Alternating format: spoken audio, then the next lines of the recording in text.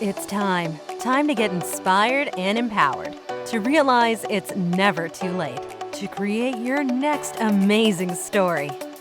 Get ready to break through, transform, and start living the life of your dreams. So, are you ready? Truly ready to begin your journey to create your next amazing story in life and love? Great. Let's jump in with your host, Life and Love Transformational Coach, Suzanne Oshima. Welcome to the It's Never Too Late show. I'm Marjorie Fiore, and I'll be your guest host for today's show. And today we're doing things a little different. I'll actually be interviewing Suzanne Oshima. Suzanne's a life and love transformational coach at Your Next Amazing Story. And today we're talking about how to meet a man when you're out and about. It's going to be a good one. But Suzanne, before we jump in, I'd love for you to share with the audience who you serve and why. Sure. Thanks so much, Marjorie. So I'm so excited because I help single women transform midlife into their best life and find love again in their next chapter. And the reason why I do this is because, number one, it's my passion, but it always breaks my heart when I hear single women that are in midlife and they feel like, it's too late for me. My life is over.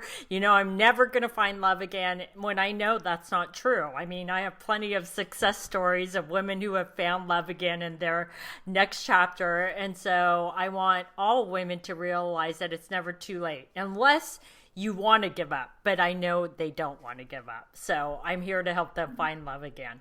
Oh, I love that. And I love what you do. And, it can be tough. And especially, when you're out and about and you're running errands, whether it's at a coffee shop or at Home Depot, whatever, wherever you want to hang out.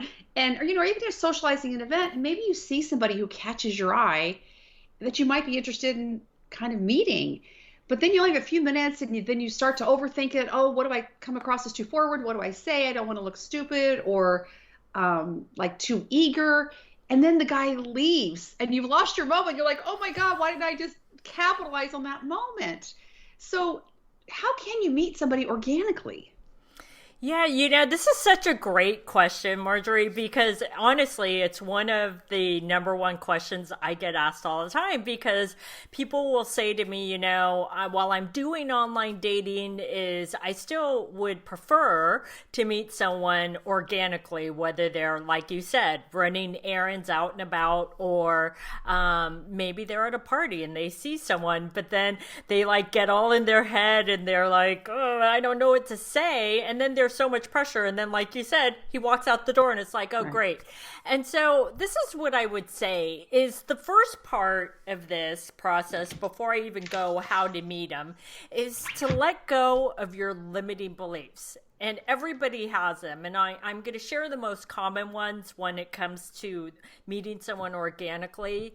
Is the limiting beliefs I hear a lot are something like, there aren't that many single men in my town, or there's no quality men, or they'll go into, well, what if I say something to him and, he's probably not interested in me. Right? And so then she's going through all these scenarios in her head. And while she's going through all those scenarios and limiting beliefs in her head, she's losing the moment. And then he walks out the door. And so it's important to get out of your head and just drop into your heart and open up your energy, and just don't think of it as, oh, I want to meet this man so that he asks me out and we could start dating. That's thinking way too far ahead. If we just open up our energy and think of it as, I'm just talking to people. I'm just being friendly. Whether it's to, a man you're interested in or a man that is just there. Let's open up our energy. If COVID did teach us that we need to open up our energy because we have so many barriers, right? Is that it's now time to just open up our energy, talk to everyone.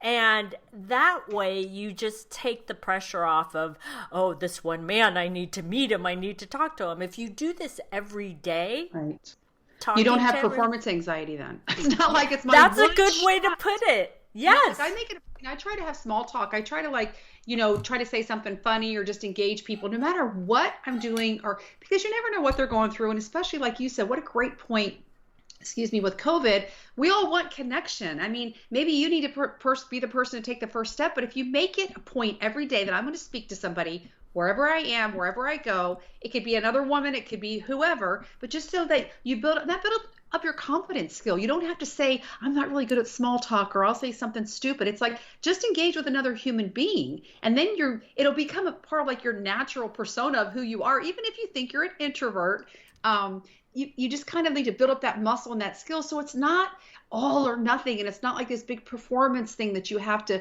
this mental hang up about, like you're going to miss out on this opportunity. But I love that you said that about COVID, because it's true. And we all need connection now. Yeah. And so if we just open up our energy, then we become naturally more approachable. People look at us like, oh, she's so friendly. Haven't you ever been somewhere and you're like, gosh, that man or woman is so friendly. I'd like to get to know them. And so we exude that when we're out and about, instead of being closed off.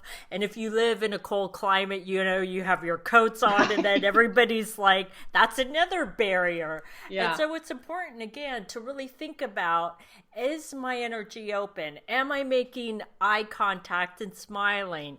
Or am I looking down at the ground or looking at my phone and not paying attention to the people around me? So it's important to really be aware of your surroundings. But also, if you see someone specific that you want to get to know, a gentleman at the grocery store, standing in line, whatever it is what I always say is, it's a 3-part thing, is to get in close proximity. Number 1, because if you're not in close proximity, you can't have a conversation, right? But don't just walk right up to him and then ask him a question. It's get in close proximity, let that settle in a little, and then ask a question. Yeah. No big deal. And then the 3rd part is let go of the outcome, because too many people are so in their head of, well, what if he rejects me? What if he doesn't want to talk to me? It's okay. You're just being friendly. You're just trying to start a conversation. And like you said, with COVID, everyone has been so closed off. We crave connection with anybody and everybody. Right. So it's important to do that, is to let go of the outcome, and it will take the pressure off and the fear away.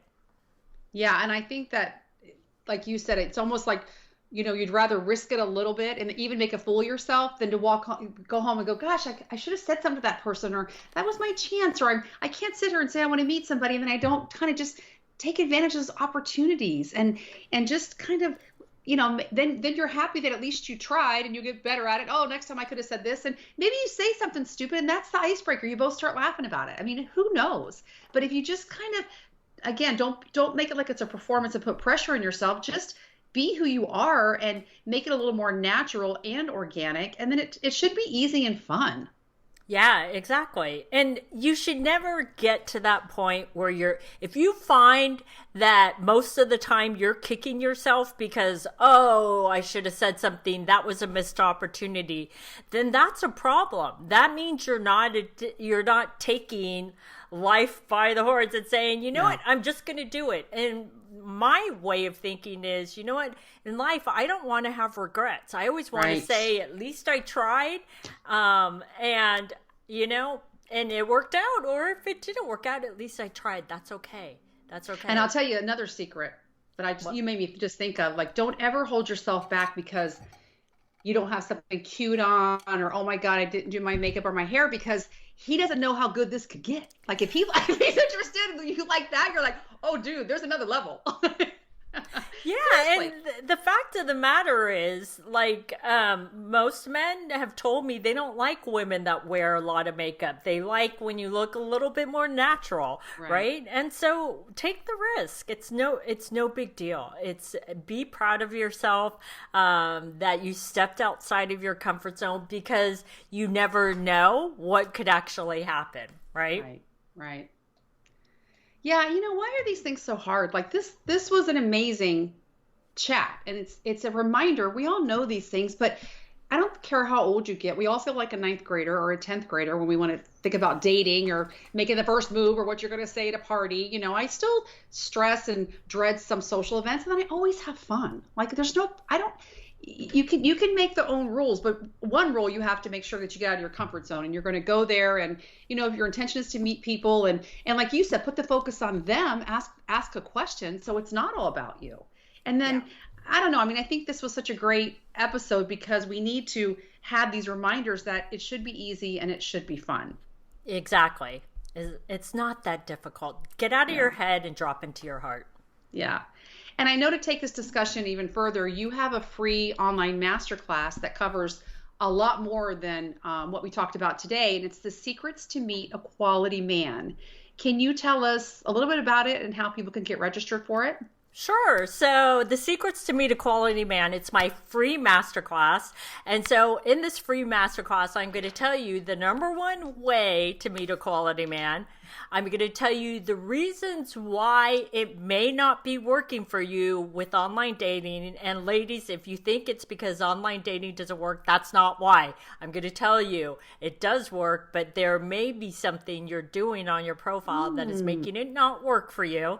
And I'm going to tell you, obviously, how to turn that around and get results online, because I believe in maximizing the ways you can meet a quality man, whether it's in person, online. Let's use all the ways you could do that so that you can meet a quality man. So to sign up for that, you could just click right here on the video, or if you're listening to the podcast, you can go to yournextamazingstory.com and you can just sign up at the top of the website. Great. Thanks everyone for joining us today on the It's Never Too Late show. The show is available in both video and podcast format and can be found, where Suzanne said, at yournextamazingstory.com. Take care. Love today's episode of the It's Never Too Late show?